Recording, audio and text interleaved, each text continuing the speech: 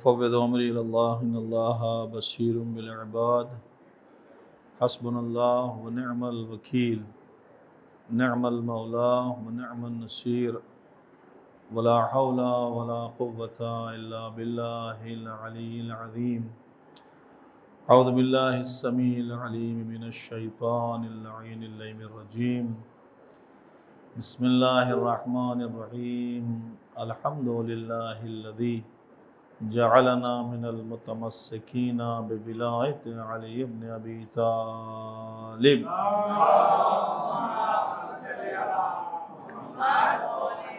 امیر المؤمنین و اولادہ المعصومین الذی من تکلم سمع کلامہ ومن سکت علم ما فی نفسہ ومن عاش فعلیہ رزقہ ومن مات فإلیہ معادہ والصلاة والسلام علی نبی الامی القرشی الہاشمی سیدنا و نبینا مولانا ابی القاسم محمد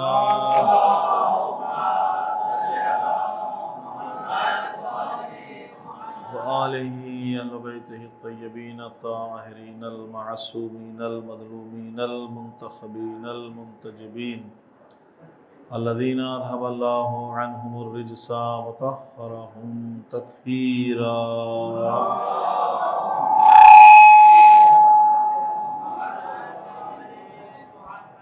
ولعنة الدائمة الباقية المستمرة على أعدائهم أجمعين وغاصبي حقوقهم من الآن إلى قيام يوم الدين أما بعد فقد قال الله سبحانه تبارك وتعالى وقوله الحق في كتابه المبين بسم الله الرحمن الرحيم قل فانتظروا إني معكم من المنتظرين اکثر بات پڑھیں محمد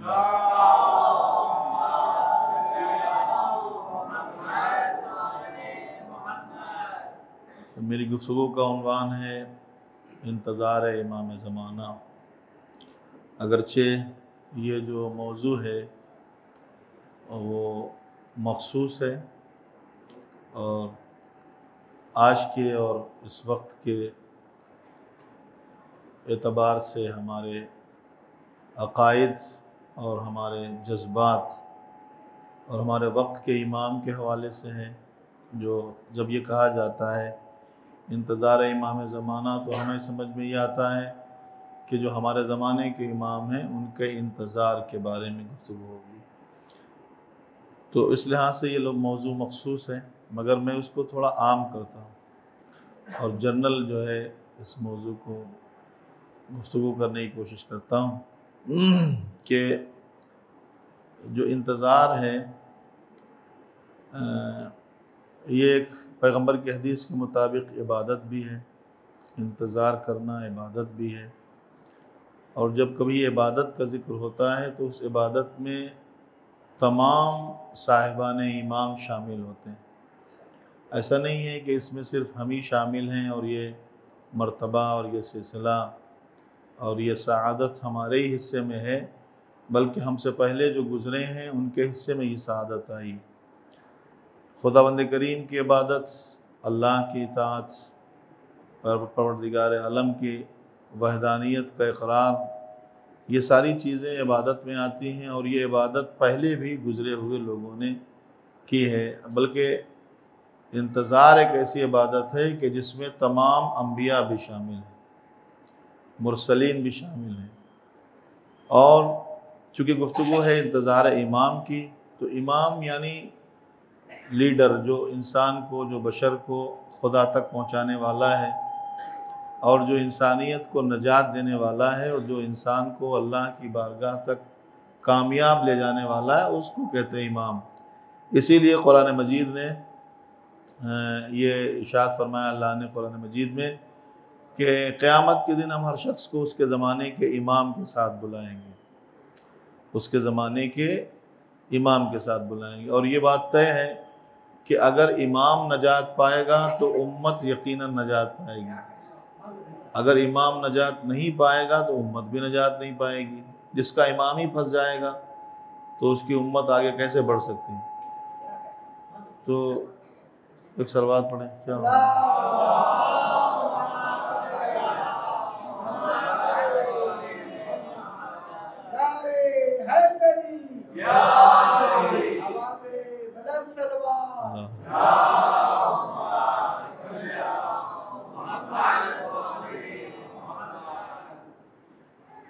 ایک اور پڑھ لیجیے صلوات۔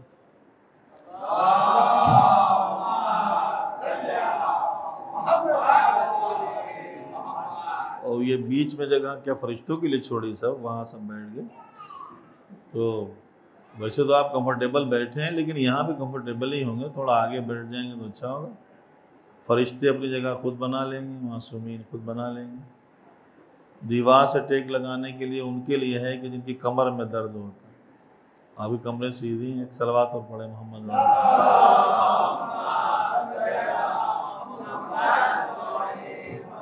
تو امام کا، ایک ہادی کا، ایک رہبر کا انتظار ہے۔ اس انتظار میں سب شامل ہیں، حضرت آدم سے لے کر خاتم تک آپ دیکھیں۔ سب سے پہلے جناب آدم کو جب اللہ نے پیدا کیا اور ان کو جو ہے کچھ نام بتائے، اور جو فرشتوں سے گفتگو ہوئی، ان فرشتوں نے وہ بات جو ان کو بتائی گئی تھی اور جو نام بتانا تھے وہ نہیں بتا پائے، حضرت آدم نے بتا دیے۔ پھر یہ پوچھا تھا حضرت آدم نے کہ یہ کون ہے؟ یہ آپ کو پتہ ہے کہ انہوں نے جو دیکھا تھا آسمان پہ چمکتی ہوئی کچھ ہستیوں کو، کچھ انوار کو دیکھا تھا، اور ان کو دیکھنے کے بعد خیرہ کر گئیں ان کی آنکھیں۔ اور جناب جبرائیل جیسے فرشتے نے کہا قالا منہم، تو یہ منہم کون ہے یہ لوگ؟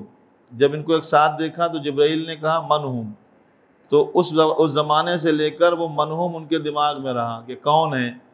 تو جب ایک جگہ ہو جاتے ہیں تو جناب جبرائیل بھی پہچان نہیں پاتے، ویسے تو پہچانتے ہیں یہ علی ہیں، یہ حسن ہے، یہ فاطمہ ہے، یہ حسین ہے، یہ پیغمبر ہے، لیکن جب ایک جا ہو جاتے ہیں تو اس زمانے کا منہم ان کے دماغ میں تھا۔ جب چادر کے نیچے دیکھا تو پھر پوچھا منہم، اے پروردگار یہ کون ہے؟ اس لیے کہ پروردگار جب ایک ساتھ ہوتے ہیں تو نہیں۔ تو اللہ نے اس وقت بتایا تھا یہ وہ ہیں کہ جن کو ہم نے اپنے تعارف کے لیے سب سے پہلے پیدا کیا، اپنی معرفت کے لیے، مجھے پہچانوانے کے لیے انہیں ہم نے سب سے پہلے پیدا کیا۔ یہ ہیں کون؟ کہا کہ یہ فلاں ہیں فلاں ہیں، سب کے نام بتائے پنجتن کے، ان کے عہدے کیا ہیں۔ جناب آدم کو سب کچھ بتایا کہ اپنے وقت کے امام ہیں، یہ ہمارا آخری نبی ہے۔ اور پھر اس کے بعد وہی حدیث قدسی میں ہے کہ اگر ان کو پیدا کرنا مقصود نہ ہوتا تو یہ کائنات خلق نہ ہوتی۔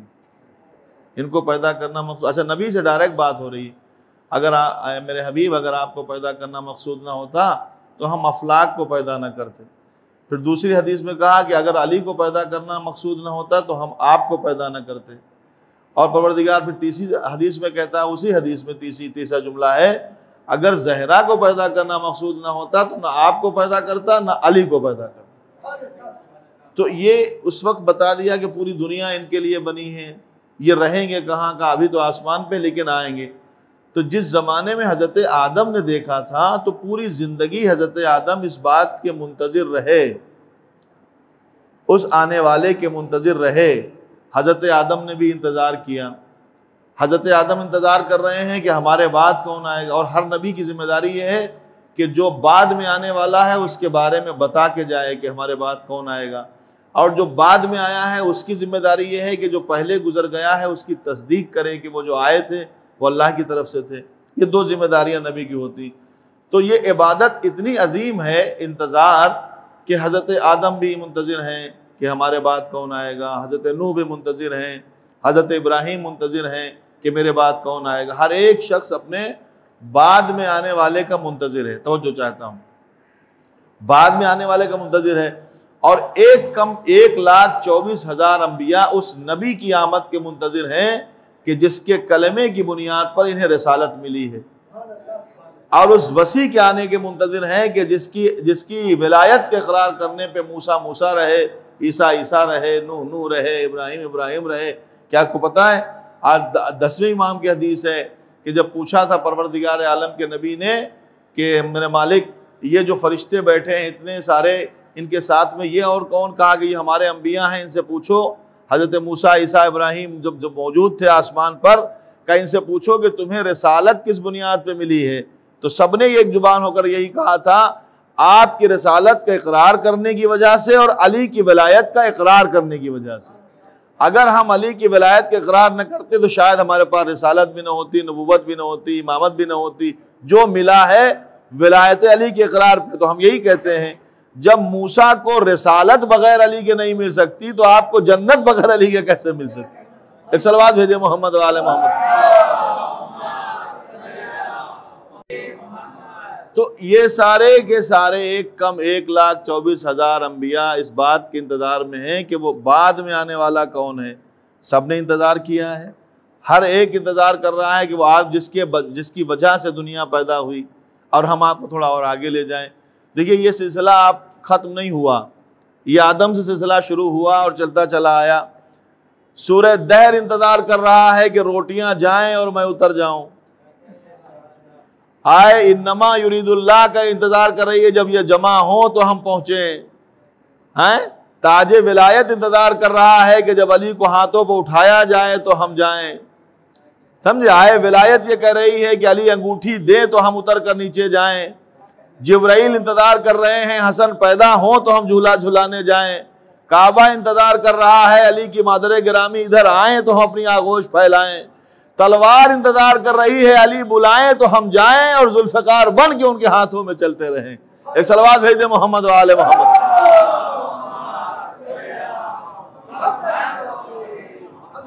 آپ اندازہ لگا سکتے ہیں ہر ایک کسی نہ کسی انداز سے کسی نہ کسی کا منتظر ہے، اور انتظار اس کا کیا جاتا ہے کہ جس کی آمد کا یا جس کے وجود کا یقین ہوتا ہے.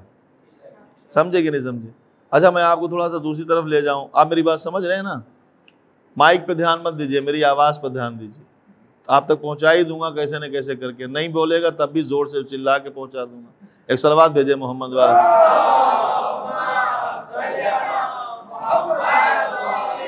دیکھیے ایک بچہ ہے سال بھر پڑھتا ہے، سال بھر اس نے پڑھنے کے بعد ایک موقع آتا ہے، ایگزامز ہوتے ہیں. ایگزام دینے کے بعد بچہ منتظر ہے، انتظار کر رہا ہے کہ رزلٹ آئے گا، اور رزلٹ آئے گا تو دل میں یہ تمنا ہے کہ اچھا رزلٹ آئے، پرسنٹیج بھی اچھے ہوں، پاس ہوں. بعض بچے تو اس طرح جب پاسنگ مارکس آ جائیں تو اچھا ہے، جیسے کہ انہوں نے کچھ کرا ہی نہیں ہے، سال بھر انہوں نے کھیل کود میں گزارا ہے. ایک کسان ہے، اس نے بویا ہے، کھیت میں دانا بویا، اب وہ منتظر ہے کہ جب فصل کٹے گی کہ ہمارے گھر میں کچھ آئے گا. اب اس کو ہم لفظ اگر بدل دیں تو اس انتظار کا نام دوسرا نام امید ہے. اس کا دوسرا نام امید ہے. اور امید یہ وہ لفظ ہے کہ جو دلوں کو سہارا دیتا ہے.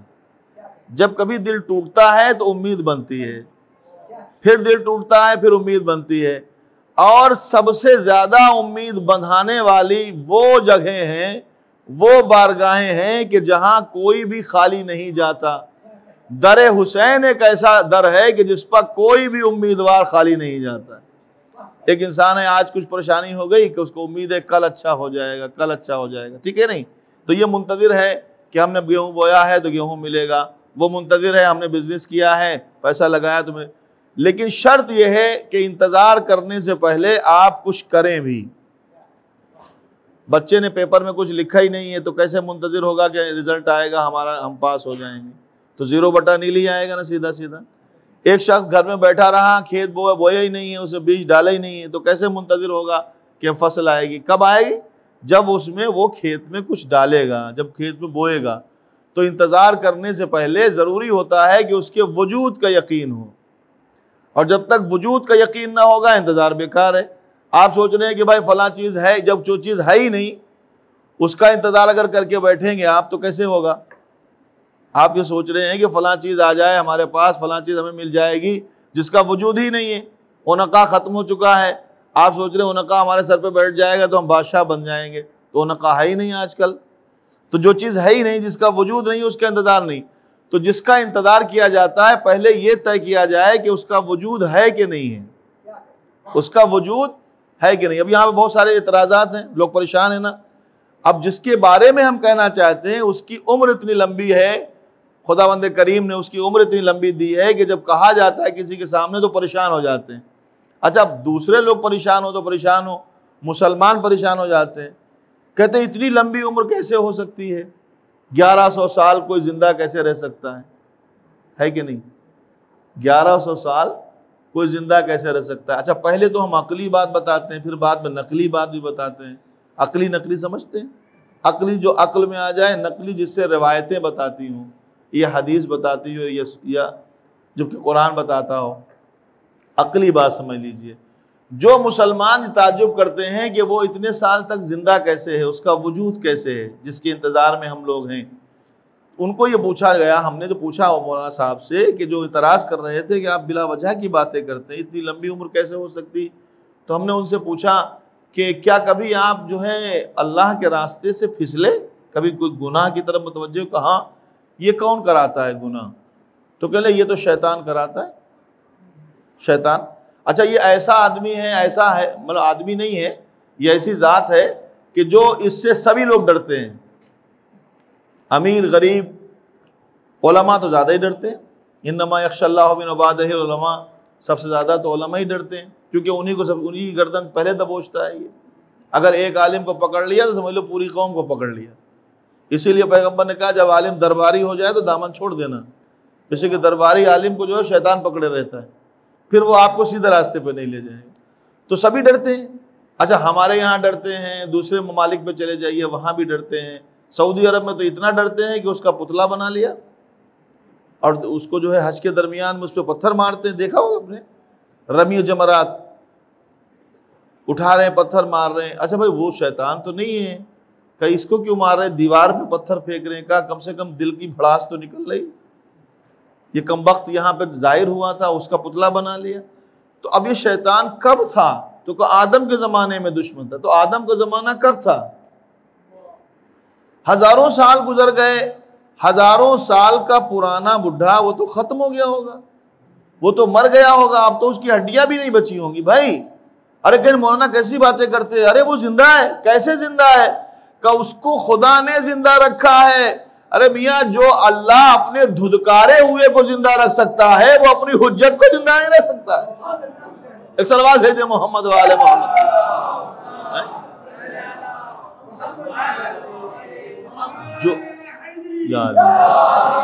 جو اپنے دھدکارے ہوئے کو اتنی لمبی عمر دے دی اس نے، زندہ ہے، اور زندہ ہی نہیں ہے بلکہ وہ اپنا کام بھی کر رہا ہے۔ دیکھا کبھی شیطان کو؟ آپ نے دیکھا کبھی شیطان کو؟ دیکھا؟ میں دکھاؤں آپ کو؟ صلوات بھیجے تو میں بتاتا ہوں۔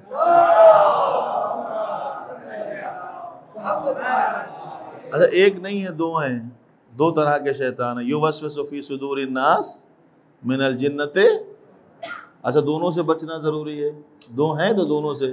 شہید اول نے اپنی کتاب میں لکھا ہے کہ اگر آپ چاہتے ہیں دونوں شیطانوں سے بچیں، ایک انسان والا اور ایک جنات والا شیطان، تو جنات والے شیطان سے بچنے کے لیے لاحول پڑھیے اور انسان والے شیطان کو بھگانے کے لیے صلوات پڑھیے۔ جیسے آپ درود پڑھتے ہیں تو انسان والا شیطان گھبرا کے بھاگ جاتا ہے۔ آپ کو بتاتا ہوں کیسا ہوتا ہے شیطان۔ ایک روایت ہے چھوٹی سی، ایک محترمہ، ایک جو ہے ایک لیڈی جو تھی، وہ ایک سونار کی دکان پہ گئی۔ سونار، یہ درمیانی بات ہے، میں عرض کر رہا ہوں، موضوع سے الگ بھی نہیں ہے۔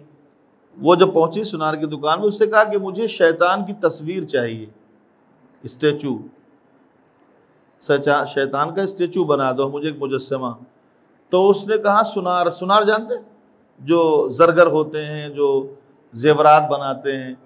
تو اس نے کہا کہ بھائی ہم نے تو کبھی شیطان کو دیکھا نہیں، ہم کیسی بنائیں؟ آپ کہہ رہے ہیں اس کا اسٹیچو بنا دیں، اس کی صورت بنا دیں، ہم نے دیکھا تو ہے نہیں شیطان کو، ہم کیسے بنائیں؟ کہ اچھا رکو میں ابھی بتاتی ہوں۔ وہ باہر گئی، ایک جوان جو ہے اس کی طرف متوجہ ہوا۔ جوان جانتا ہے اس نامحرم کو دیکھنا جائز نہیں ہے، حرام ہے، لیکن پھر بھی اس کی طرف متوجہ ہے، اور اس قدر متوجہ ہوا کہ اس نے اپنی خواہش ظاہر کر دی، اور وہ حرام کاری کے لیے اس سے کہنے لگا کہ بھائی ایسا ہے، ہماری یہ نیت ہے۔ اس نے کہا ٹھیک ہے میرے ساتھ آؤ۔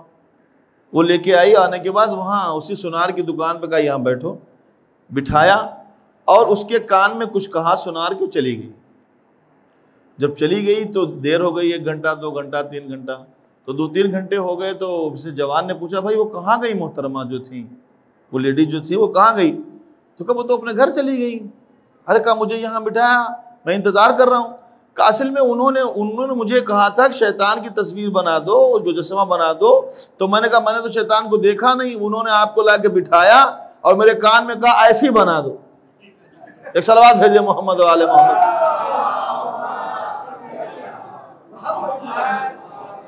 ایسی بنا، شیطان کسی ذات کا نام نہیں، شیطان ایک صفت کا نام ہے، شیطان ایک صفت کا نام ہے۔ شیطان بنا ہے شطن سے، شین تو نون، شطن کے معنی ہے نافرمانی کرنا، اور شیطان پہلے ابلیس تھا، جب اس نے نافرمانی کی تو شیطان بنا۔ تو اب جو نافرمانی کرے، خدا کی نافرمانی کرنے والا شیطان، کہ بچہ کبھی باپ کی بات نہیں مانتا تو کہتے ہیں نا کہ شیطان ہو گیا، رسول کی بات نہ ماننے والا نافرمانی کرنے والا شیطان۔ تو جو نافرمانی کرتا چلا جائے گا وہ شیطان کی لسٹ میں آتا چلا جائے گا۔ آپ سمجھے کہ نہیں سمجھے؟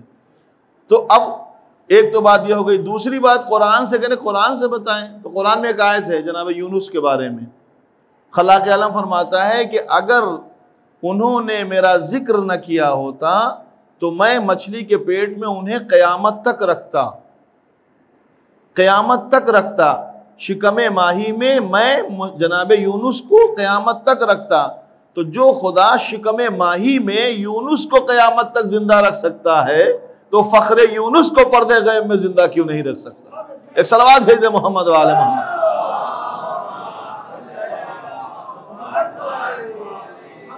سب سے پہلا ضروری ہے کہ کسی کے انتظار میں، کسی چیز کے، کسی شے کے انتظار میں آپ کو لازم ہے کہ پہلے آپ اس کے وجود کو ثابت کریں۔ دیکھیے میں بات تھوڑا سا دور لے جا کے اور قریب ہونا چاہتا ہوں، اور آپ میری بات اچھی طرح سمجھیے گا، اور اگر سبحان اللہ دل میں آئے تو زبان پہ لے آئیے گا، اس لیے کہ سبحان اللہ کہنا عبادت ہے، بچائیے گا نہیں، بچا کے گھر پہ نہ لے جائیے گا، کیونکہ یہی ایک عبادت ہے جو خرچ کرنے سے بڑھتی ہے، سمجھے آپ؟ تو دیکھیے ہم آپ کو بتاتے ہیں وجود پروردگار، وجود امام کیسے ثابت کریں گے۔ پہلے یہ ثابت کریں کہ وہ ہے جس کا انتظار ہم کر رہے ہیں۔ خلاق عالم نے نبی کو کیا فرمایا؟ ابھی میں نے وہ حدیث قدسی پڑھی ہے کہ اگر آپ نہ ہوتے تو یہ کائنات ہم پیدا نہ کرتے۔ کائنات کس کی وجہ سے پیدا ہوئی؟ کائنات کس کی وجہ سے پیدا ہوئی؟ پیغمبر کی وجہ سے، ہے کہ نہیں؟ رسول کی وجہ سے۔ حدیث قدسی کہتی ہے، خود حدیثیں کہتی ہیں، چوتھے امام، پانچویں امام، چھٹے امام، اس کے علاوہ بہت ساری حدیثیں۔ پوری کائنات کو اللہ نے خلق کیا ہے محمد عربی کی وجہ سے، رسول کی وجہ سے۔ اچھا، کبھی آپ سفر کرتے ہیں تو میں بڑا اطمینان سے پڑھ رہا ہوں، سفر کرتے کبھی، میں چلاتا نہیں ہوں، چلانا آپ کو ہے، ہم دھیرے سے پڑھیں گے۔ وہ جب سفر کرتے ہیں تو آپ نے دیکھا ہوگا، کبھی راستے میں سفر کرتے کرتے ہم جا رہے تھے تو دیکھا ایک بڑا میدان ہے، ایک بڑا سا میدان ہے، اس میدان میں کچھ کرسیاں رکھی جا رہی تھیں، ایک اسٹیج بنایا جا رہا تھا، خوبصورت ترین اسٹیج، بہت اچھا، اور اس میں لاکھوں روپیہ اسٹیج میں خرچہ کیا گیا، بہت اچھا اسٹیج بنایا گیا، شامیانے لگائے جا رہے ہیں، شامیانے جو ٹانگے جا رہے ہیں، اس میں جو ہے یہ قندیلیں ہیں، روشنی لگائی جا رہی ہے، اور ڈھیر ساری کرسیاں پڑی ہوئی ہیں۔ تو ہم نے وہاں رک کے پوچھا بھائی یہ کیوں، یہ کیا ہو رہا ہے، یہ اسٹیج کیوں بن رہا ہے، یہ شامیانہ کیوں لگ رہا ہے، یہ فرش کیوں بچھ رہا ہے، یہ کرسیاں کیوں لگائی جا رہی ہیں؟ تو کسی نے مجھے بتایا، جو لوگ کام کرنے والے تھے، کہ اصل میں یہاں پر ابھی کچھ دیر بعد جو آپ کی کنٹری ہے، اس کنٹری کا جو صدر ہے، صدر مملکت، جو پریسیڈنٹ ہے آپ کے ملک کا، وہ پریسیڈنٹ آنے والا ہے۔ اس پریسیڈنٹ کے آنے کی خوشی میں اور اس کے لیے یہ انتظام ہو رہا ہے، اس کا انتظار ہے، اب وہ آ رہا ہے، اس کے لیے اسٹیج بنا رہے ہیں، اس کے لیے کرسیاں رکھ رہے ہیں، اس کے لیے یہ فرش بچھا رہے ہیں، اس کے لیے شامیانے لگا رہے ہیں، اس کے لیے قندیل لٹکا رہے ہیں۔ کس کے لیے؟ کس کے لیے؟ ہاں، پریسیڈنٹ کے لیے۔ جس کو پوچھے وہی بولے، آپ سے ادھر سے پوچھ رہے تو ادھر سے بولے۔ پریسیڈنٹ کے لیے وہ کرسیاں لگا رہے ہیں، اسٹیج بنا رہے ہیں۔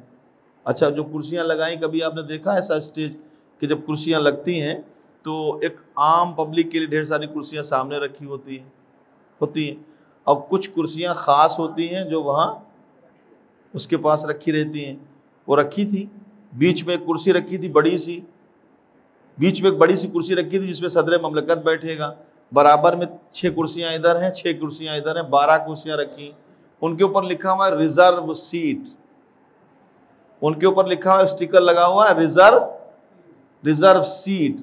تو اس کا مطلب یہ ہے کہ جنہوں نے بنائی ہے، رکھی ہیں، انہوں نے کسی کے لیے ریزرو کی ہیں۔ تو ممکن ہے کہ ہو سکتا ہے کہ صدر کے ساتھ اس مملکت کے جو پریسیڈنٹ ہے اس کے ساتھ کوئی آنے والا ہوگا، تو اب وہ اس پہ وہی بیٹھے گا جو اس کے ساتھ آنے والا ہوگا، جس کے لیے وہ ریزرو کی گئی ہیں۔ مگر ہوا یوں کہ ایک آدمی پبلک میں سے اٹھا اور آ کے کرسی پہ بیٹھ گیا، وہ ریزرو سیٹ پر آ کے بیٹھ گیا۔ جب وہ بیٹھا تو جو وہاں والنٹیئرز تھے، جو انہوں نے رکھی تھی، جن کی ذمہ داری تھی، انہوں نے کہا بھائی آپ اتر جائیے، یہ آپ کی جگہ نہیں ہے، کہا اتر جائیے، یہ آپ کی جگہ نہیں ہے، تو کیا چاہیے اس کو؟ عزت سے اتر جائے اور اپنی جگہ اوقات پہ آ جائے، جو اس کی اوقات جہاں تھی وہاں بیٹھ جائے۔ لیکن وہ تو اکڑ گیا، اس نے کہا نہیں ہم تو یہیں بیٹھیں گے۔ تو اب زبردستی جب اس کو کھینچا گیا تو اب لوگوں نے دیکھا کہ زبردستی کسی کو اتارا جا رہا ہے، تو اتارا جا رہا ہے، لوگ دیکھ رہے ہیں، مگر یہ کیسے پتا چلے گا کہ بیٹھا تھا صحیح تھا کہ غلط تھا؟ تو اب آپ فیصلہ کریں کہ جو بیٹھنے والا تھا وہ غلط تھا، جو اتارنے والا تھا وہ غلط تھا۔ بیٹھنے والا اپنی اوقات سے زیادہ جگہ پر بیٹھ گیا، ریزرو سیٹ پر بیٹھا ہے۔ اب اگر کوئی اتار رہا ہے تو اتارنے والے کی غلطی نہیں ہے، پیغمبر آئے ان کے ساتھ کچھ سیٹیں ریزرو تھیں، ایک کوئی پبلک میں سے اٹھا اور ریزرو سیٹ پر بیٹھ گیا، اور جب بیٹھا تو امام حسن کھڑے ہوئے، اتر میرے بابا کے ممبر سے، یہ میرے بابا کا ممبر، صلوات بھیجے محمد و آل محمد۔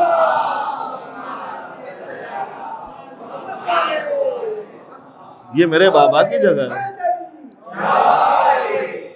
تو جو جس کی جگہ ہے وہی پہ اپنی تشریف رکھیے، آپ کی عزت بچی رہے گی۔ آپ کسی دوسرے کی جگہ پر بیٹھیں گے تو اچھا ٹھیک ہے۔ اور اسٹیج بن رہا تھا، خوبصورت اسٹیج بنا، اور بننے کے بعد ہم لوگ وہاں دیکھ کے چلے گئے، اور اتنے میں جو ہے ہم جب چلے گئے اپنے کام سے تو وہ آئے اور اپنا جو تقریر وغیرہ کیے، واپس جب آئے تو ہم نے دیکھا کہ وہی اسٹیج اکھاڑا جا رہا ہے، وہی اسٹیج اکھاڑا جا رہا ہے، وہی کرسیاں اٹھائی جا رہی ہیں، وہی شامیانہ اتارا جا رہا ہے، جو بڑی محنت سے لگایا گیا تھا، جو زمین پر فرش بچھا تھا اس کو لپیٹ رہے ہیں، وہ قندیلیں جو لگی تھی روشنی کی وہ اتاری جا رہی ہیں۔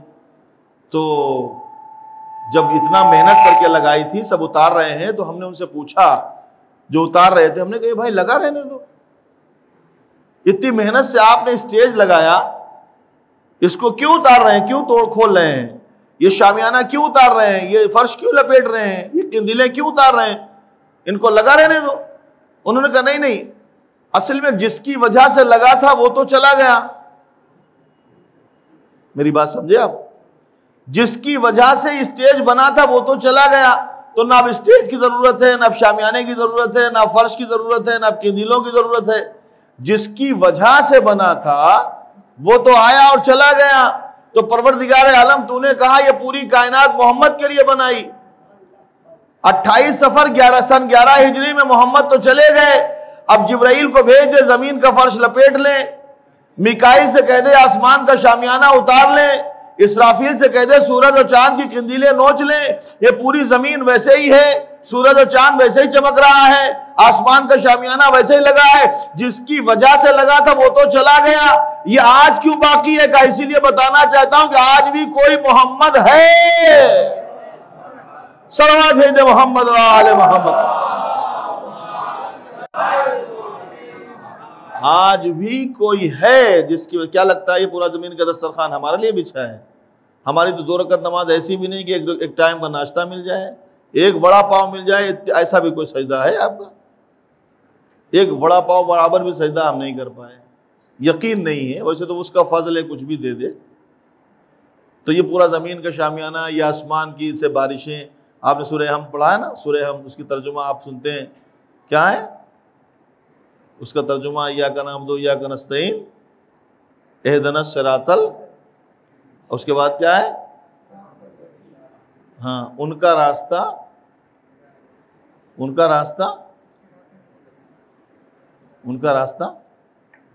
ترجمہ نہیں سنا کبھی؟ نہیں، اللہ مجھے سیدھا راستہ دے دے، ان کا راستہ جن پر نعمتیں نازل ہوئی، ایسا نا؟ جن پر نعمتیں نازل ہوئی نہیں، جن کی وجہ سے نعمتیں نازل ہوتی، ان کا راستہ سیدھا ہے کہ جن کی وجہ سے نعمتیں نازل ہوتی۔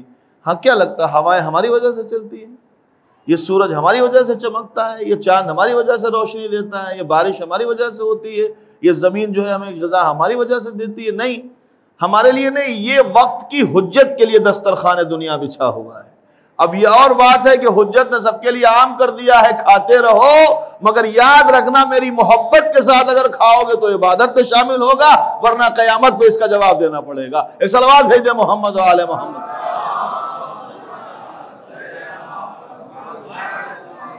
یہ دسترخوان دنیا اس کے لیے ہے جو حجت الہی ہے۔ خود پیغمبر سے جناب ابو ذر پوچھتے ہیں، حضرت ابو ذر علیہ السلام پوچھتے ہیں پروردگار عالم کے نبی سے، یا رسول اللہ جناب زہرا سلام اللہ علیہا کا عقد اللہ نے پڑھا.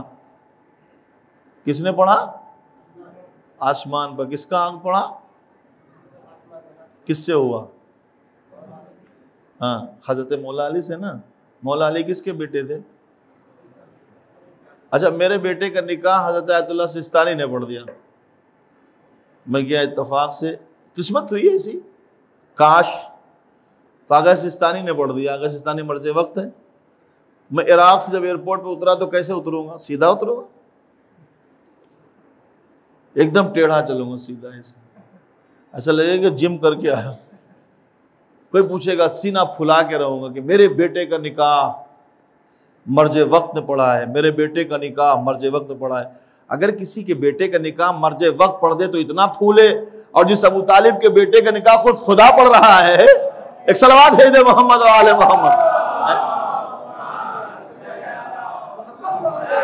اس کو کتنا فخر. اپنے اپنے تعلقات ہیں. ہمارا تعلق صرف جو ہے مرجع تک ہے, ان کا تعلق وہاں تک ہے. تعلقات کی بنیاد پہ ہے. اب کیا ہدیہ تھا, کیا پڑھنے والا تھا اور کیا پڑھا تھا, وہ تو بات کی بات ہے. وہ جو موضوع ہوگا تو دیکھا جائے گا. تو مسئلہ ہے خلاق عالم نے پڑھ دیا. جب پروردگار عالم نے پڑھا, پروردگار عالم کے نبی سے پوچھتے ہیں حضرت ابو ذر تو یہ بتائیں مہر کیا رکھا بی بی کا؟ آپ نے جو پڑھا وہ تو مہر پتہ ہے, اللہ نے کیا مہر رکھا ہے جناب سیدہ کا؟ تو پیغمبر نے فرمایا خداوند کریم نے یہ پوری زمین جناب سیدہ کے مہر میں رکھی ہے. پوری زمین, پوری زمین. اس کی مالکہ کون ہے؟ کس کی ملکیت ہے؟ بی بی کی ملکیت ہے. اچھا یہیں پہ نہیں رکے, ایک جملہ اور کہا, اے ابو ذر جو دشمن علی و اولاد علی ہے اس کے لیے زمین پر قدم رکھنا بھی حرام ہے. نہیں سمجھے آپ؟ بھئی یہ قدم رکھنا حرام ہے نبی کہہ رہے ہیں, دفن ہونا تو بہت بڑی بات ہے. ایک صلوات بھیجے محمد و آل محمد.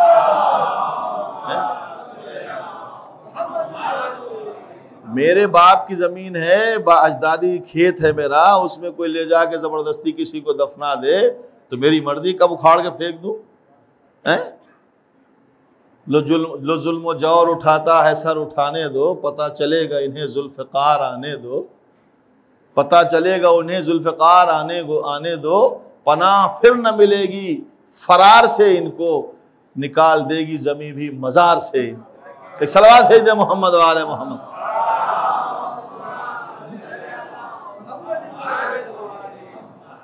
پوری دنیا, پوری کائنات کی جو زمین ہے, دسترخوان ہے, اس کی وجہ سے بچھا ہے کہ جو حجت خدا ہے. اب اس کا وجود ثابت ہے کہ وہ ہے, کیونکہ اگر وہ نہ ہو تو پھر کچھ بھی نہیں ہے. پوری کائنات کو اللہ نے جس کے لیے پیدا کیا, اسی لیے نبی نے کہا کہ ہم ایک نہیں ہیں, ہم ایک نہیں ہیں, ہمارے بعد ہر ایک ہے. اور اگر یقین نہ آئے تو آپ آزما لیجئے, مسند پہ بٹھاؤ گے تو ہر ایک محمد نظر آئے گا, اور ممبر پہ بٹھاؤ گے تو ہر ایک علی نظر آئے گا. جس طرح علی کہہ رہے سلونی سلونی قبل ان تفقدونی, پوچھو حسن مجتبیٰ نے بھی یہی کہا, حسین ابن علی نے بھی یہی کہا, حسن مجتبیٰ کے بعد حسین ابن علی کے بعد جو اور امام ہیں سب نے یہی کہا کہ آپ کو جو سوال کرنا ہے سوال کریں, پوچھیں. تو جب وجود ثابت ہو جائے کہ کوئی ہے تو انتظار جو ہے ہوتا ہے. اچھا اب اس کی دو قسمیں ہوتی ہیں انتظار کی. ایک انتظار یوں ہی ہے کہ کوئی چیز ملے گی, مل جائے گی تو اچھا ہے, نہیں ملے گی کوئی بات نہیں. اب ایک انتظار ہوتا ہے جس سے زیادہ محبت ہوتی ہے. اگر کسی سے الفت بہت زیادہ ہوتی ہے اور اس سے دل بہت زیادہ لگا ہوا ہوتا ہے, یہ جوان اچھی طرح سمجھیں گے کہ اگر کوئی کہے میں آپ کو ٹیلی فون کروں گا اور اس سے بڑی محبت ہے, ہمیں پیار ہے, محبت چھوڑ دیجئے پیار. اچھا انگلش میں کہہ دو لو. ایک صلوات بھیجے محمد والے.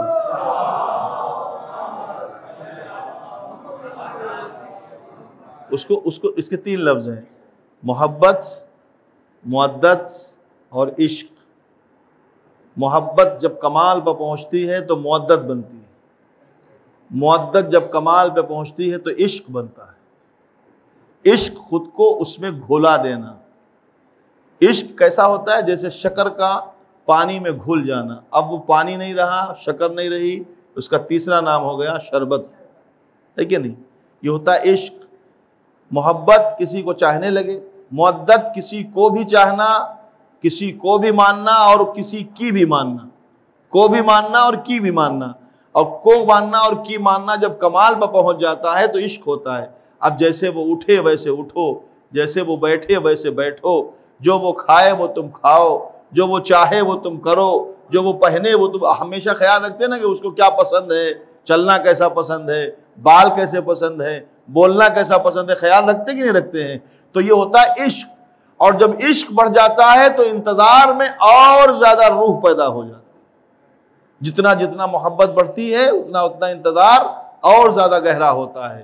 اور جب انتظار گہرا ہوتا ہے اور گہرے انتظار کے بعد جب ملتی ہے کوئی چیز تو اس کی اہمیت بھی ہوتی ہے، اس کی اہمیت بھی ہوتی ہے. اب جس کا ہم انتظار کر رہے ہیں ہم ہی نہیں کر رہے ہیں، ہم ہی نہیں کر رہے ہیں. آپ سنیے، پورے انبیاء کے سلسلے نے جس کا انتظار کیا ہے اس کا نام ہے محمد عربی، اور خود محمد عربی جس کا انتظار کرتے رہے اس کا نام ہے آخری امام علیہ السلام.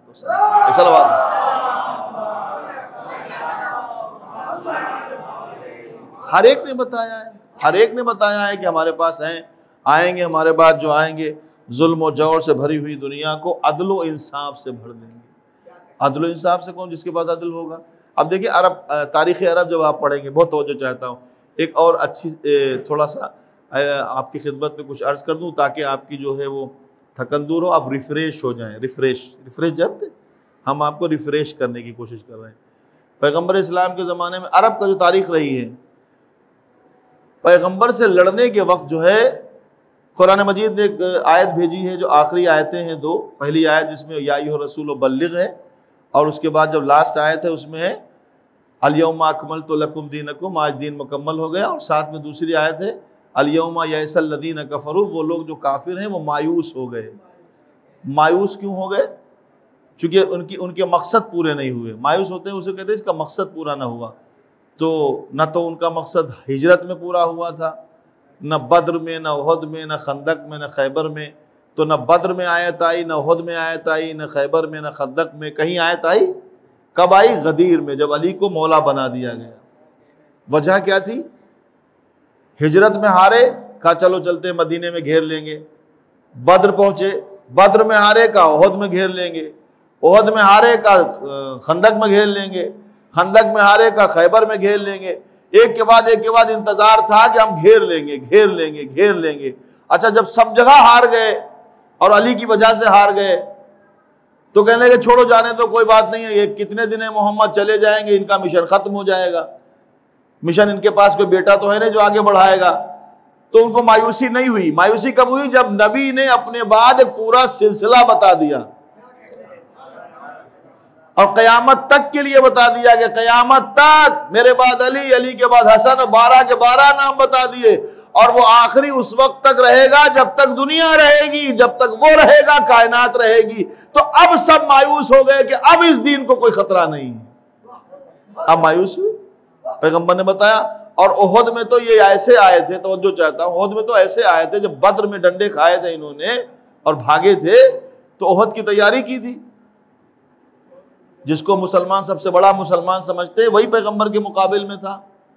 ابن الطلقہ جس کو کہا جاتا ہے، ابو سفیان، اس نے جو ہے تیاری کی کہ چلو چلتے ہیں اب احد میں لڑیں گے، میدان احد میں آئیں گے. کیسے آئے تھے؟ بدر میں ڈنڈے کھا کے، قتل ہو کے، وہ پریشان ہو کے جب بھاگے تھے تو سب کے سب جا کے بتوں کے سامنے کھڑے ہو گئے اور سب دعائیں مانگ رہے ہیں، لات بچا لے، عزا بچا لے، حبل بچا لے، ہے کہ نہیں؟ یہ سب کے سامنے دعا مانگ رہے. تو کسی نے مشورہ دیا کہ اے بھائی، نہ لات بچائے گا، نہ منات بچائے گا، نہ عزا، نہ حبل، یہ کوئی بچائیں گے نہیں، دعا مانگنے سے کوئی فائدہ نہیں. کا پھر کیا کریں؟ کہ ایک کام کرو، ان میں سے جو کامیابی دلانے والی دیوی ہے اس کو لے چلو، ساتھ میں لے چلتے ہیں. اور یہ پرانا زمانہ ہے، پہلے سے چلتا چلا آیا ہے. جب بنی اسرائیل کے دور میں، بنی اسرائیل جب لڑنے جاتے تھے تو اپنے ساتھ ایک تابوت رکھتے تھے. اس کا نام تھا تابوت سکینہ. اس کا نام تھا تابوت سکینہ. اچھا آپ اگر نہیں جانتے تو جو میں کہتا ہوں دہرا دیا کیجیے.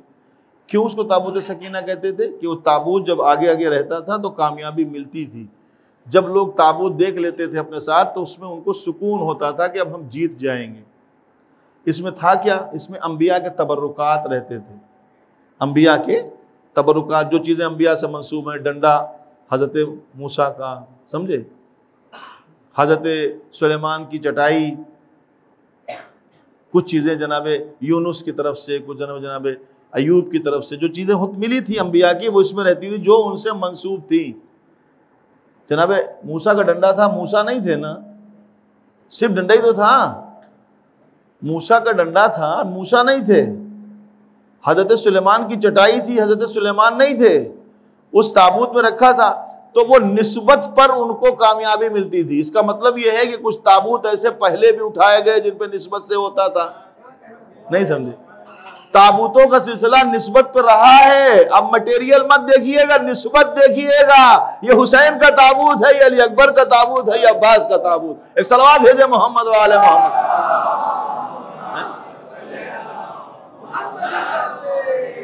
یہ پہلے ہوا ہے، وہ لے کے جایا کرتے تھے، تو یہ پہلے سے چلتا چلا آیا ہے۔ تو انہوں نے بھی کہا کہ کام کرتے ہیں، احد میں ہم اس کو لے چلتے ہیں، جو کامیابی دلانے والی دیوی ہے اس کا نام تھا عزا، عزا نام تھا، لے آئے، لا کے جو ہے انہوں نے بیچوں بیچ میں رکھ دیا احد میں، میدان احد میں بیچوں بیچ میں رکھ دیا، اور جس کی آواز بہت بلند تھی، پہلے بہت بلند آواز ہوتی تھی، پہلے کے لوگ کافی دیسی گھی وغیرہ کھاتے تھے تو ان کی آوازیں بلند ہوتی تھی۔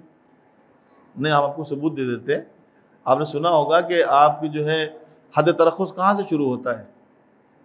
شہر کی آخری حد، حد ترخص کہاں سے شروع ہوتا ہے؟ جہاں اذان کی آواز نہ سنائی دے۔ تو جہاں گھر ہوتے تھے لاسٹ تک، وہاں تک اذان کی آواز جاتی تھی، لاؤڈ اسپیکر نہیں ہوتے تھے، سینے میں دم ہوتا تھا۔ تو جب وہ اذان دیتے تھے سینے میں دم ہوتا تھا، جو بزرگ ہمارے گزر گئے ہیں، تو اتنی آواز بلند ہوتی تھی کہ شہر کے آخری کونے پہ جاتی تھی۔ یہ دم کیوں ہوتا تھا؟ آج اتنا دم کیوں نہیں ہے؟ ان کے سینے میں دم کیوں ہوتا تھا؟ اس لیے کہ ان کے سینے میں نہ بغض تھا، نہ حسد تھا، نہ کینہ تھا، نہ دسیسہ تھا، نہ دھوکہ تھا، صرف محبت ہی محبت تھی۔ آج سینوں میں سب چیزیں بھری ہوئی ہیں۔ بغض جو ہے سینے کو بڑی جلدی کمزور کر دیتا ہے، حسد سینے کے اندر کے حصے کو جلا دیتا ہے، کینہ اندر کی باڈی کو جو ہے دھیرے دھیرے کھا جاتا ہے، اور حاسد تو بیچارہ اتنا بد نصیب ہوتا ہے کہ دنیا میں بھی جلتا ہے اور آخرت میں بھی جلتا ہے۔ ایک صلوات بھیجے محمد وآل محمد۔ اب نہ کہنا ہمارے لیے کچھ نہیں پڑھا، ہم نے پڑھ دیا بھائی، اتنا یاد رکھیے گا۔ تو وہ آدمی چلا کے بولا، ادھر سے کھڑے ہو کے کہنے لگا ان لنا عزا ولا عزا لکم، مسلمانوں ہمارے پاس عزا ہے، تمہارے پاس عزا نہیں ہے۔ احد میں، میدان احد میں، ہمارے پاس عزا ہے، تمہارے پاس عزا نہیں ہے۔ تو جو لوگ پہلے عزا کی پوجا کر چکے تھے وہ گھبرا گئے۔ اچھا، جو لوگ سمجھے، آپ یہ فل ان دا بلینکس ہے، وہاں پہ نام ڈال لیجئے گا۔ یہ کچھ لوگ تھے کہ جو 40 سال کی عمر میں اسلام لائے تھے، پہلے تو وہیں تھے نا، بتوں کو چڑھاوا کھاتے تھے۔ ارے بتوں کو چڑھاوا کھا کے بچپنا بڑھنا اور ہے، مجلس کے تبرک پر پلنا اور ہے۔ ایک صلوات بھیجے محمد وآل محمد۔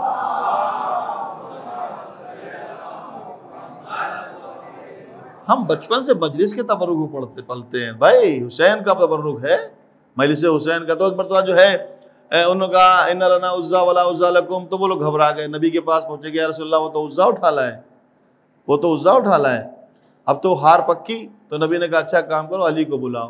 مولا علی آئے، کہا جا ان کا جواب دو۔ یہ نہیں بتایا کیا بولنا ہے، تو مولا کھڑے ہوئے جواب دینے کے لیے۔ کیا انہوں نے کیا کہا تھا؟ ان لنا عزا ولا عزا لکم۔ تو علی مرتضیٰ نے کیا فرمایا؟ اللہ مولانا ولا مولا لکم، اللہ ہمارا مولا ہے، تمہارے پاس کوئی مولا نہیں ہے۔ ہے ان کے پاس مولا؟ تب سے لے کر آج تک کوئی مولا ہے ان کے پاس؟ نہیں ہے نا۔ اب آپ کی سمجھ میں آیا کہ امامت کا اعلان کرتے کرتے نبی نے غدیر میں مولا کا لفظ کیوں استعمال کیا تھا؟ مجھے نہیں پتا کہ آپ کیا کیا سنتے ہیں یہاں، لیکن آپ یہ بات میری سمجھے نہیں سمجھے؟ نبی نے اپنے بعد امامت کا اعلان کیا تھا نا، لیکن کیا کہا؟ من کنتو فہذا علی مولا۔ جانتے کیوں کہا تھا؟ اس لیے کہ عزا کے سامنے علی نے خدا کو مولا کہا، تو خدا نے کہا تو صحیح علی، تمہاری امامت کے اعلان پر تمہیں مولا ہی سے پہچنوائیں گے۔ ایک صلوات بھیجے محمد وآل محمد۔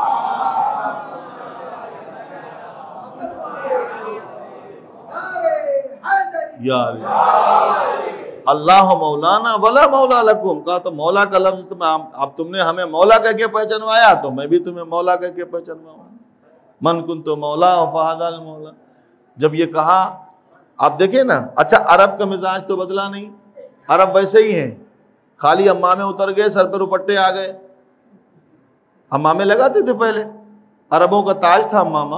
پیغمبر نے کہا امامہ عربوں کا تاج ہے, لیکن جب سے جناب سیدہ کا حق چھینا تو اتنے شرمندہ ہے کہ منہ چھپائے ہوئے گھوم رہے ہیں.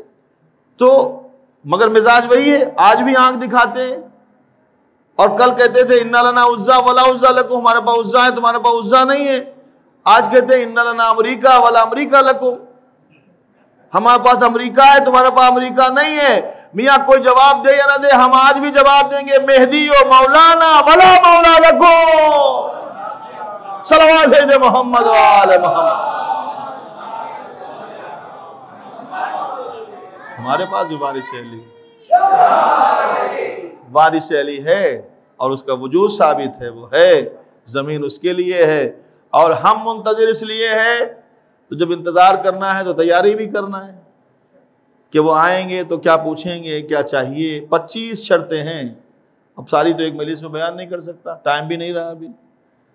25 شرطیں ہیں کہ جو امام نے رکھی ہیں کہ اگر میرا انتظار کر رہے ہو اور چاہتے ہو کہ میرے ساتھ ہم رکاب ہو کے لڑو تو 25 شرطیں منیمم, ان میں سے نکال کے 25, ایسے تو 100 سینکڑوں ہیں, 25 شرطوں پہ تم اترو اور اس کے بعد 8 چیزیں میں اپنے اوپر واجب کروں گا اور 25 نہیں بتاؤں گا, میں پھر کسی دن بتاؤں گا.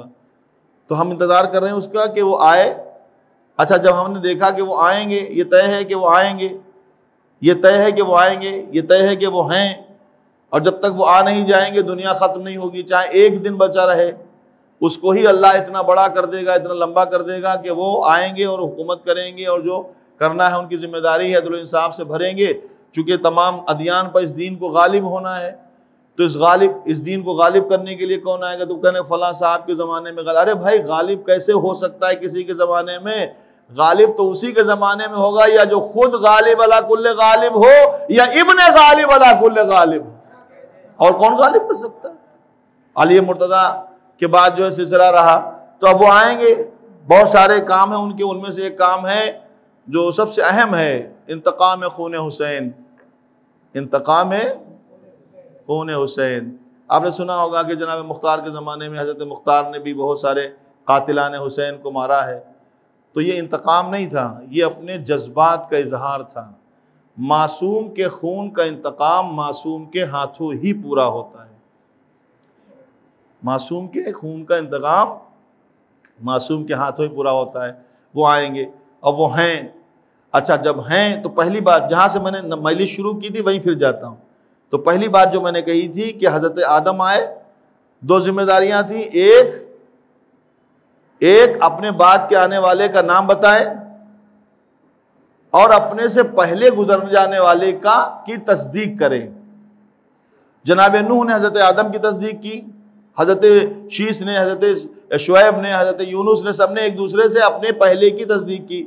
حضرت ابراہیم کی تصدیق موسیٰ نے کی, موسیٰ کی تصدیق عیسیٰ نے کی, اور حضرت عیسیٰ کی تصدیق حضرت پیغمبر اسلام نے کی. ٹھیک ہے نا؟ کیوں ایسا ہوا؟ کیونکہ معصوم کی تصدیق معصوم ہی کر سکتا ہے. معصوم کی تصدیق معصوم ہی کرے. نماز جنازہ معصوم پڑھائے گا, کوئی معصوم ہوگا اس کی نماز جنازہ معصوم ہی پڑھائے گا, اور اس کی تصدیق بھی معصوم ہی کرے گا. جیسے انبیاء کا سلسلہ رہا ہے, ایک کے بعد ایک نبی آیا, اپنے سے پہلے نبی کی تصدیق کی, اور سارے انبیاء کی تصدیق پیغمبر نے فرمائی کی. سمجھے؟ اب نبی کی تصدیق کی جب باری آئی تو نبی خاموش ہیں کہ جب تک تصدیق کرنے والا نہ آ جائے. نبی نے کتنے سال انتظار کیا؟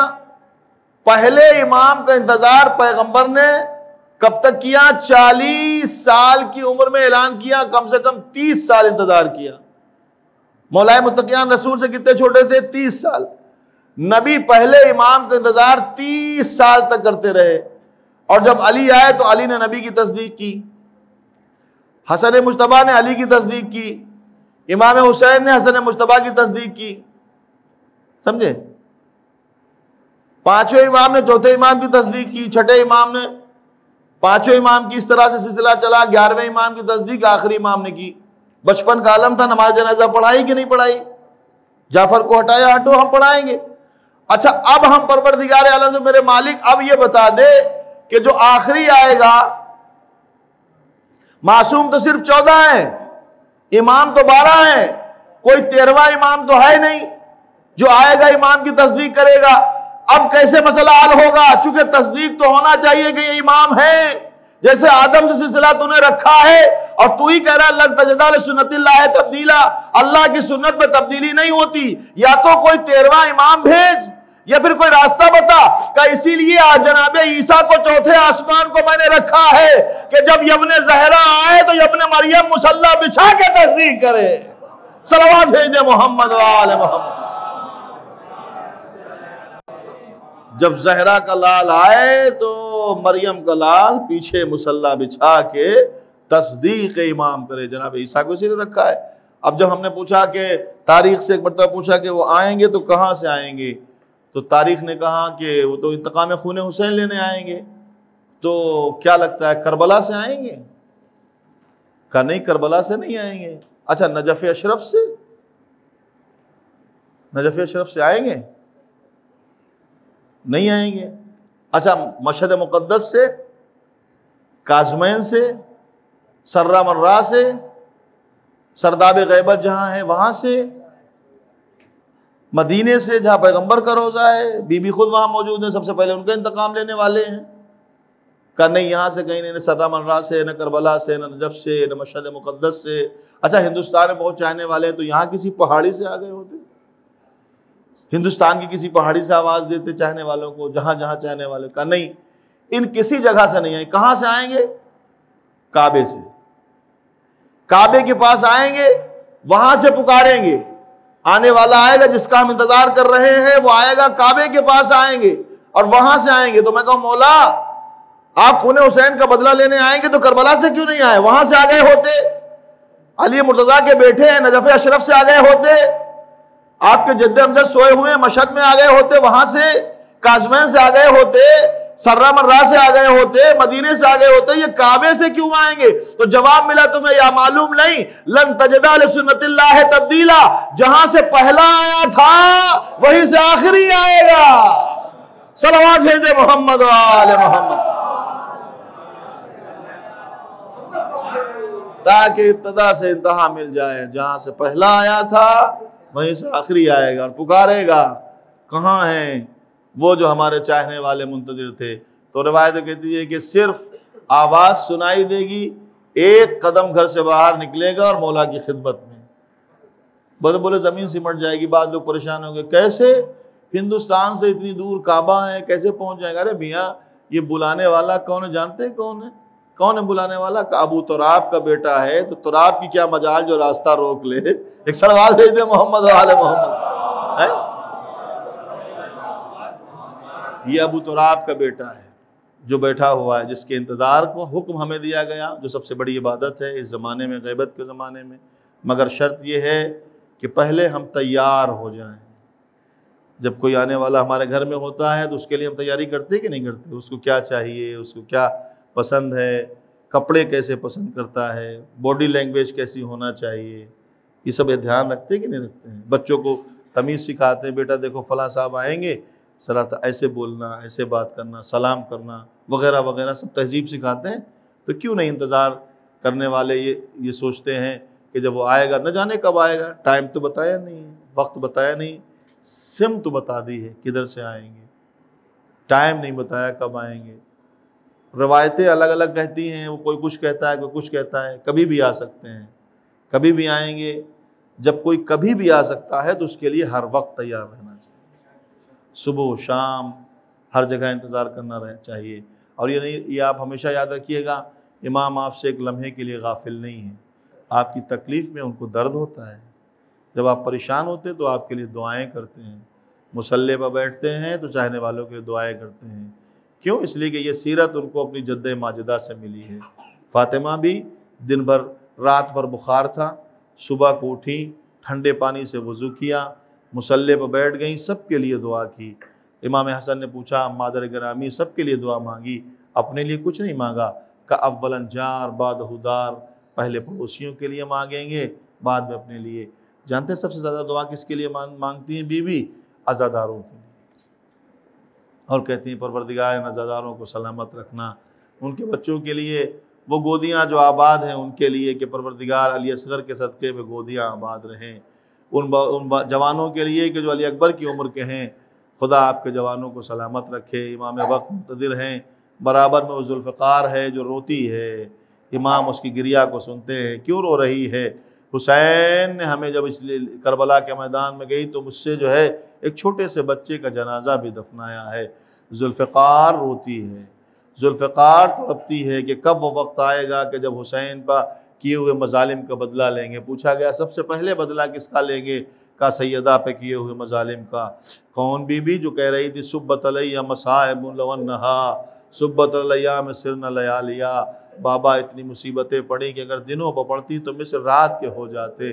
آپ جانتے ہیں کربلا پیغمبر کی شہادت کے 50 سال کے بعد کا واقعہ ہے، لیکن حسین ابن علی کی مادر گرامی کا پہلو تو پیغمبر کی شہادت کے تیسرے دن توڑ دیا گیا ہے۔ روایت نے لکھا ہے بی بی روتی ہوئی گھر میں داخل ہوئیں، یہ جناب مولا متقیان سے کہتی ہیں یا علی میں نے سنا ہے آپ کو کوئی سلام نہیں کرتا مدینے والے۔ جناب مولا نے فرمایا بی بی کیا پوچھتی ہو؟ سلام کرنا تو بڑی بات ہے، اگر میں سلام کرتا ہوں تو لوگ مجھے جواب نہیں دیتے، لوگ مجھے جواب نہیں دیتے۔ جب کسی نے پوچھا بی بی سب سے زیادہ تکلیف آپ کو کہاں لگی؟ تو بی بی کہتی تھی مجھے گھنٹوں دربار میں کھڑا کیا گیا، گھنٹوں میں دربار میں کھڑی رہی۔ ہم نے دیکھا ایک عالم دین جب دنیا سے چلے گئے تو ان کی بیٹی تھیں، ان کی بیٹی کا لوگ بڑا احترام کر رہے تھے کہ عالم دین کی بیٹی ہے، ایک عالم دین ایک مرجع وقت کی بیٹی ہے۔ بیٹی کہیں بھی جاتی تھی تمام قوم والے اس کے لیے کھڑے ہو جاتے تھے۔ جب اس کا احترام دیکھا تو مجھے یاد آیا 1400 سال بعد ایک عالم کی بیٹی کا احترام اتنا ہو رہا ہے، لیکن ہائے پیغمبر کی بیٹی کا احترام کہاں مسلمانوں کے ذہن سے نکل گیا تھا۔ گھنٹوں دربار میں کھڑی ہیں، کیسے کھڑی ہیں؟ جب گئی تھی بی بی تو روایت کہتی ہے گلے میں پیغمبر کا امامہ ڈالا تھا، پیروں میں پیغمبر کی جوتیاں پہنی تھی، ہاتھ میں پیغمبر کا عصا تھا، دوش پر نبی کی رضا تھی۔ ارے ظالموں، اگر نبی کی بیٹی یاد نہیں ہے تو پیغمبر کا عصا دیکھ کے یاد آ جائے گا کہ نبی اٹھ کے کھڑے ہوتے تھے اسی مسجد میں اور اپنی جگہ پر فاطمہ کو بٹھاتے تھے۔ جب گئیں تو ویسے گئیں جیسے نبی چلا کرتے تھے، بڑی متانت سے بڑے چھوٹے چھوٹے قدم اٹھاتے ہوئے، اور گھنٹوں دربار میں کھڑی رہی، اپنے حق کو ثابت کرتی رہی۔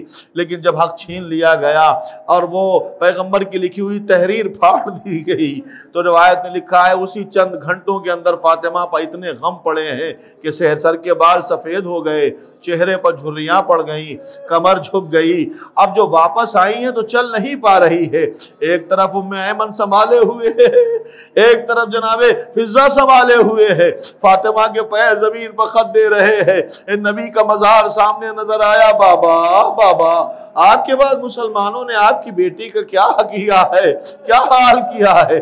لیجئے فاطمہ زہرا گھر پہ آئی، جیسے گھر کے اندر قدم رکھنے لگی، اندر سے دوڑتی ہوئی چھوٹی زہرا جناب زینب آئیں، دوڑ کے قریب آئیں، دروازے کے پاس آ کے ماں کا ہاتھ پکڑا، بوسہ دیا اور کہا ماں بسم اللہ۔ قدم رکھا فاطمہ نے گھر میں، دروازے کے قریب کھڑی ہو گئی اور بڑے غور سے سیدہ نے اپنی بیٹی کو دیکھنا شروع کیا۔ زینب کو دیکھ رہی ہے، زینب کو غور سے دیکھ رہی ہے۔ تو ایک مرتبہ شہزادی نے پوچھا اماں یوں تو ہمیشہ آپ مجھے پیار سے دیکھتی ہیں، لیکن آج آپ اتنے پیار سے مجھے کیوں دیکھ رہی ہے، اتنے تعجب سے کیوں دیکھ رہی ہے اور رو بھی رہی ہے؟ تو فاطمہ نے کہا بیٹی ارے جو حال میں نے دربار کا دیکھا ہے، خدا تیری چادر کی خیر کرے، خدا تیری چادر کی خیر کرے۔ بی بی آپ کا جو خدشہ تھا وہ صحیح تھا، آپ کے بعد آپ کی بیٹی کی زدہ چھین لی گئی اور کس عالم میں لے جایا گیا، کشاں بکشاں بازوؤں میں رسن بندھی ہوئی فاطمہ زہرا کی بیٹیاں ہیں۔ لوگ کہہ رہے ہیں دیکھو علی کی بیٹیاں آئی ہیں۔ بس ایک چھوٹی سی روایت سنائے دیتا ہوں۔ روایت کہتی ہے شام کے قریب جہاں بی بی کا روزہ ہے وہاں ایک باغ ہوا کرتا تھا۔ جب یہ قافلہ لٹ کے شام جا رہا تھا تو دمشق کے پاس روکا گیا، لوگوں نے کہا تھوڑا یہاں ٹھہر جاؤ، آرام کر لے، بعد میں یزید سے انعام لیں گے، چشمے پہ رک گئے۔ روایت نے لکھا ہے کہ اس باغ کے بیچوں بیچ میں جہاں دھوپ تھی وہاں اہل بیت کو بٹھا دیا گیا اور ظالموں نے اپنے خیمے سائے میں لگا لیے۔ سامنے ایک پیڑ سوکھا ہوا تھا، اس پہ سروں کو لگا کے رکھ دیا گیا، وہ نیزے وہاں لگا کے رکھ دیے گئے۔ ایک مرتبہ جناب زینب بیٹھی ہیں، ساتھ میں بیویاں بیٹھی ہیں، آگے جناب زینب ہے، نہ جانے بیوی کو کیا یاد آ گیا اور رونے لگی۔ سیدہ کی بیٹی کی آواز جب بلند ہوئی تو امام حسین کا سر سامنے تھا۔ عزیزو، ظالموں نے ایک بہت بڑا ظلم یہ بھی کیا کہ جب کبھی سر لے کے چلتے تھے تو اکبر کا سر ام لیلا کے سامنے رہتا تھا، اصغر کا سر ام رباب کے سامنے رہتا تھا، عباس کا سر ام کلثوم کے سامنے رہتا تھا اور حسین کا سر زینب کے سامنے رہتا تھا، سکینہ کے سامنے رہتا تھا۔ ایک مرتبہ سر حسین سامنے رکھا ہوا ہے، بی بی کو روتے ہوئے امام حسین نے دیکھا، نہ جانے کیا سوچ کر امام نے تلاوت کلام پاک شروع کر دی۔ امام کی تلاوت کی آواز جب باغ میں گونجی تو ایک مرتبہ اس کونے میں ایک بچی بیٹھی ہوئی تھی جو جھوپڑی میں باغ کی مالک تھی، باغ کے مالک کی بیٹی تھی۔ ایک بار اس نے آواز سنی، وہ نابینا تھی، اس کو دکھائی نہیں دیتا تھا، وہاں سے اٹھی، آواز کے سہارے چلتی ہوئی سر حسین کے قریب آئی اور دیکھ رہی تھی کہ نہ جانے کون تلاوت کر رہا ہے۔ اب ایک مرتبہ آنکھیں تو اس کی نہیں دیکھ سکتی تھی، اتنے میں ایک قطرہ سر حسین سے ٹپکا، اس کی آنکھ پر پڑا، اس کی آنکھ روشن ہو گئی، اس نے اس پر خون کو دوسرے آنکھ پر ملا، دوسری آنکھ بھی روشن ہو گئی۔ اب دیکھتی کیا ہے، ایک سر ہے جس کا دھڑ نہیں ہے، نہ ہاتھ ہے، نہ پیر ہے، نہ بدن ہے، خالی سر ہے اور تلاوت کر رہا ہے، اس کے چہرے پر خون ہے، اس کے بالوں میں مٹی ہے۔ غور سے دیکھ کے رونے لگی، پریشان ہو گئی، رونے کی آواز سنی تو مڑ کے دیکھا، ایک بیوی بیٹھی ہوئی رو رہی ہے، ایک گھٹنوں پر سر رکھے ہوئے زینب رو رہی ہے۔ جلدی سے آگے بڑھی اور جانے کے بعد دو زانو ہو کر جناب زینب کے سامنے بیٹھ گئی۔ بیٹھنے کے بعد کہتی، بی بی آپ کو کیا پریشانی ہے، آپ کو کوئی تکلیف ہے، روئیے مت بی بی، آپ کو اگر کوئی تکلیف ہے تو اس سر سے کہہ دیجئے، یہ بڑا معجز نما ہے، ابھی اس نے میری آنکھیں اچھی کی ہے۔ زینب سے پہلے سکینہ بولی، بی بی جانتی ہے یہ کون ہے؟ کہا نہیں، کہا یہ میرا بابا ہے، میں اس کی بیٹی ہوں۔ جیسے ہی کہا میں اس کی بیٹی ہوں، وہ بچی آگے بڑھی، اب بی بی کے گلے لگی، ہاتھوں پر ہاتھ رکھا اور ایک مرتبہ پیچھے ہٹی، غور سے چہرہ دیکھتی ہے، رخسار نیلے ہیں، کانوں کی لبیں پھٹی ہوئی ہے اور دوڑتی ہوئی سر حسین کے قریب آئی، آواز ہے معجز نما، اے جانے والے مظلوم، تو نے مجھے تو شفا دے دی ہے، میری آنکھیں اچھی کر دی ہے، لیکن تیری بیٹی بخار میں بھن رہی ہے، چہرے پر نشان تماچوں کے ہے، کانوں کی لبیں پھٹی ہوئی ہے، ایسا لگ رہا ہے کسی نے بندے نوچ لیے ہیں، ارے تیری بچی کو بھی شفا دے دے۔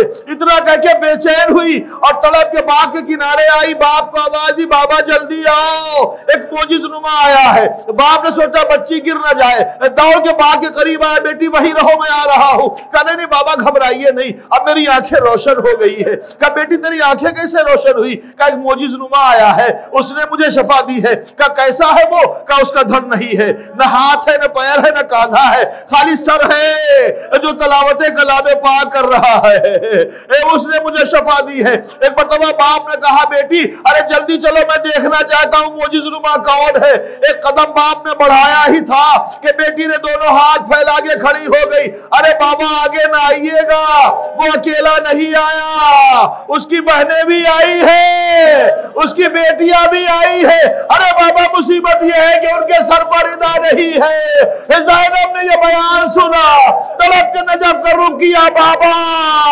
غیروں نے مجھے پہچان لیا مگر ہائے مسلمانوں نے مجھے نہ۔